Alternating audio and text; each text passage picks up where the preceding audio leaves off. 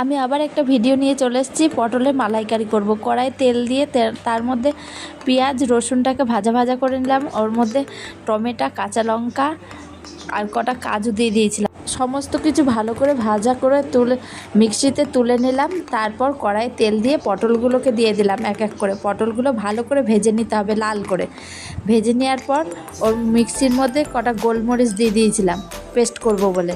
কড়াইয়ে শুকনো লঙ্কা, তেজপাতা দিয়ে পেঁয়াজগুলোকে দিয়ে ভেজে নিলাম।